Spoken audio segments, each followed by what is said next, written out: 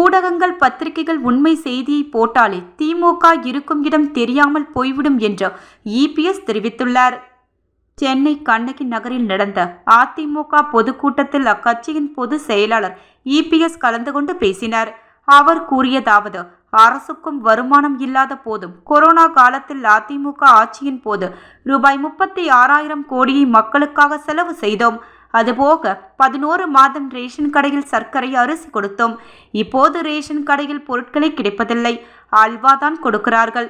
2017 நான் முதல்வராக பொறுப்பேற்கும் போது கடுமையான வறட்சி, சென்னையில் குடிநீர் பிரச்சனை இருந்தது. ரயிலில் தண்ணீர் கொண்டு வந்து ஊத்தினோம்.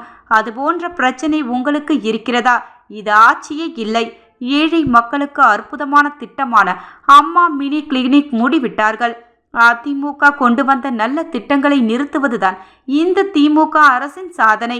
இந்தியாவிலேயே கல்வியில் தமிழகம் முதலிடம் வகிக்க காரணம் அதிமுக ஆட்சிதான்.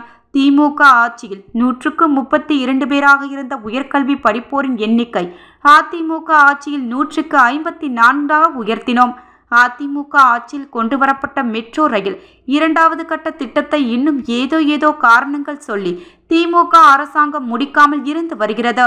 இந்த திட்டங்களையும் கொண்டு வராமல் மக்களை ஏமாற்றுகிறது திமுக. ஸ்டிக்கர் ஒட்டி வருகிறது. ஊடகங்கள் பத்திரிகைகள் உண்மை செய்தியை போட்டாலே திமுக இருக்கும் இடம் தெரியாமல் போய்விடும். மகளிர் உரிமை தொகை நீங்கள் எங்கே கொடுத்தீர்கள்?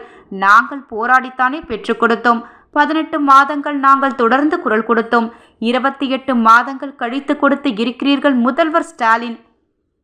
2400க்கும் மேற்பட்ட பஸ்கள் வாங்கியதாக கவர்னர் உரையில் இடம் பெற்றிருக்கிறது. ஆனால் போக்குவரத்து துறை அமைச்சர் சிவசங்கர் 3000க்கும் மேற்பட்ட பஸ்களை வாங்கியதாக சொல்கிறார். இதை பற்றி கேட்டால் 500 சேர்த்து கொள்ளுங்கள் என்று கூறுகிறார்கள். புள்ளி விவரத்தோடு பேசுவேன். சட்டசபையில் நான் பேசுவதை நேரடியில் ஒலிபரப்பினால் திமுகவிற்கு மக்கள் சாவுமணி அடித்து விடுவார்கள். சரக்கு இருந்தால்தான் சொல்ல முடியும். வெத்து வேட்டாகத்தான் இருக்கிறது. இவ்வாறு அவர் கூறினார்.